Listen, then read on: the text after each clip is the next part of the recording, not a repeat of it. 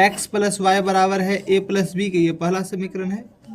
और दूसरा समीकरण है ax माइनस बी वाई बराबर a square minus b square, ये दूसरा समीकरण है। ठीक है, हमें x और y का मान निकालना है। तो हम क्या करेंगे कि x का या फिर y का दोनों इस a के कोएफिशिएंट को बराबर कर लेंगे और प्लस माइनस करके उसको टर्मिनेट कर देंगे, हटा देंगे, विलोप कर देंगे। और ऐसी विधि का क्या नाम है? विलोपन विधि। ऐसी को बाय टर्मिनेटिंग मेथड भी कहा जाता है। देखिए यहाँ माइनस में बी वाई लिखा हुआ है ना, यदि हम इस समीकरण को b से गुना कर देंगे तो यहाँ भी बी एक्स, यहाँ भी बी वाई, यहाँ भी ए बी हो जाएगा, यहाँ बी स्क्वायर हो जाएगा। हो जाएगा क्या? तो हम क्या करते हैं, इसमें b से गुना कर देते हैं। किससे? b से। आ जाइए, और इसमें 1 से ही गुना करते हैं। कोई दिक्कत नहीं? हाँ, 1 से नहीं, कुछ तो 1 से। ठीक है, देखिए, अरे सीधा बात समझिए, b और 1 का एलसीएम क्या होगा? b होगा।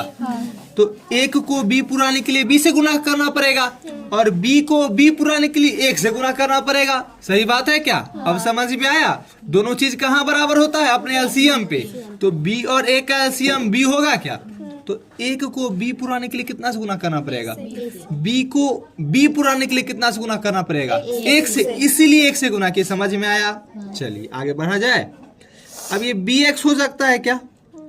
अरे b को x से गुना करेंगे bx होगा, ये चीज by होगा, इधर ab होगा और प्लस b स्क्वायर हो जाएगा क्या? इसको 1 से गुना करेंगे तो एज इट इज वही बात उतर जाएगा। बिल्कुल। अब हम क्या कर देंगे? जोड़ देंगे। हम क्या बताए? विपरीत चिन्ह रहेगा तो क्या कर देंगे? जोड़ने पर ये bx लिखा गया है प्लस ax। ठीक है, ये दोनों बात खत्म हो जाएगा। ये दोनों बात भी खत्म हो गया। हो गया क्या? इधर से ab प्लस a स्क्वायर। हाँ, यहाँ से x कॉमन हो सकता है। हो सकता है क्या? चलिए, क्या बचेगा? b plus a। दोनों जगह x था। जब एक ही चीज दोनों जगह हो ना, तो एक चीज को हम कॉमन कर लेते हैं। x यहाँ भी था, x यहाँ भी था, x क्या कर लिए? कॉमन। जब b से x कॉमन के लिए सिर्फ क्या बचा? b बचा। जब ax से x कॉमन के लिए क्या बचा? a बचा। तो वही बात लिखा हुआ है। अब देखिए, यहाँ क्या कॉमन होता है? यहाँ भी a है, यहाँ भी a है, a कॉमन हो जाएगा। यहाँ से बचा b, यहाँ से बचा a। ठीक है, अब इसलिए x बराबर a इंटू बी प्लस ए लिखा हुआ है और बट्टा में जाएगा तो b प्लस a। देखिए, ये चीज गुना में है तो ये दोनों बात खत्म हो जाएगा। तो x बराबर क्या आ जाएगा? ये बात समझ में आया? हाँ, अरे इंटू में था इसलिए कटा है, समझे? हाँ, अब x का मान कहाँ रख देंगे?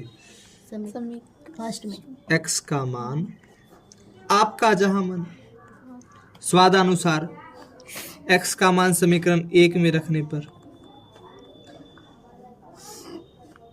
समीकरण 1 है x प्लस वाई बराबर a प्लस बी।